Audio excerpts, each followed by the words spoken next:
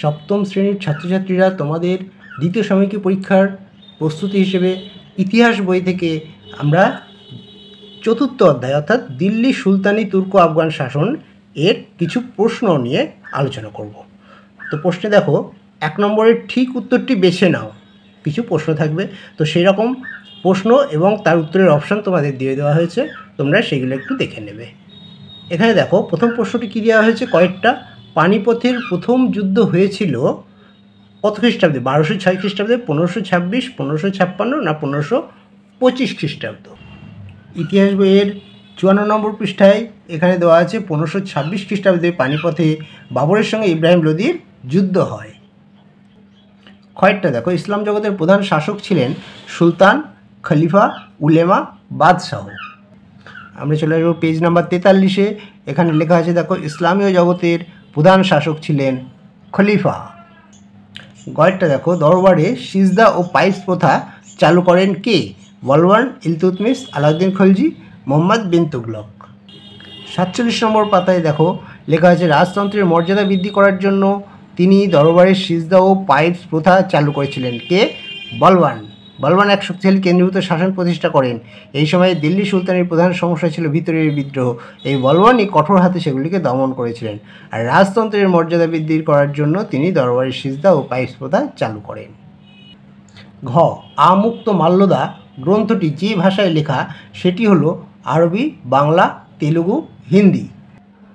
তেলুগু ভাষায় লেখা আমুক্ত মাল্যদা গ্রন্থে তিনি রাজার কর্তব্যের কথা লিখেছিলেন, অর্থাৎ আমুক্ত মাল্যদ গ্রন্থ তেলুগু ভাষায় লেখা হয়েছিল এবং কে লিখেছিলেন? কৃষ্ণদেব রায় নিজে। বাংলায় প্রথম স্বাধীন সুলতান ছিলেন আলাউদ্দিন হোসেন শাহ, শামসুদ্দিন ইলিয়াস শাহ, ফিরোজ শাহ তুগলক, আলাউদ্দিন বাহমান শাহ।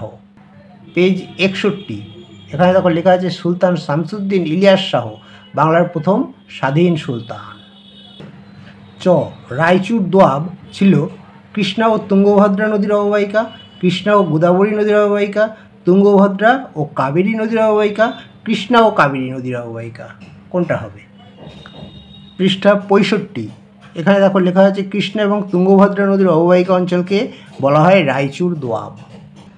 ছ, সুলতানি আমলে পায়ে হাঁটা ডাকের ব্যবস্থাকে বলা হতো উলাক, দাওয়া, ওয়ালি, ইলাম।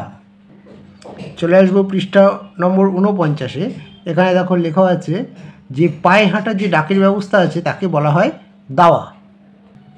বাজার দর নিয়ন্ত্রণ ব্যবস্থা প্রচলন করেছিলেন আলাউদ্দিন খলজি, ইলতুৎমিশ, মোহাম্মদ বিন তুগলক, ফিরোজ শাহ তুগলক।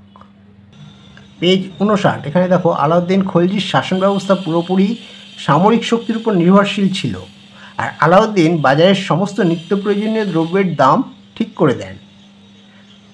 তো এখান থেকে আমরা লিখতে পারি, বাজার দর নিয়ন্ত্রণ ব্যবস্থা প্রচলন করেছিলেন আলাউদ্দিন খলজি। দ্বিতীয় দেবরায় যে বংশের রাজা ছিলেন তা হল সঙ্গম, সালুব, তুলুব, আবাবিডু। 63 নম্বর পৃষ্ঠায় দেখো, প্রথম হরিহর ও বুক্ক প্রতিষ্ঠিত সঙ্গম রাজবংশ প্রায় 150 বছর টিকেছিল। এই বংশের শ্রেষ্ঠ রাজা ছিলেন দ্বিতীয় দেবরায়। তাহলে সঙ্গম রাজবংশের দ্বিতীয় রাজা ছিলেন, সঙ্গম বংশের শ্রেষ্ঠ রাজা ছিলেন এই দ্বিতীয় দেবরায়। এরপরে দিল্লিতে প্রথম যে শাসক সুলতানি শাসনের সূচনা করেন তিনি হচ্ছেন কুতুবউদ্দিন আইবক। দিল্লিকে কেন্দ্র করে আইবক সুলতানি শাসন প্রতিষ্ঠা করলেন। অতএব প্রথম পাতাতেই আমরা দেখতে পাচ্ছি দিল্লিকে কেন্দ্র করে আইবক অর্থাৎ কুতুবউদ্দিন আইবক সুলতানি শাসন প্রতিষ্ঠা করেছিলেন।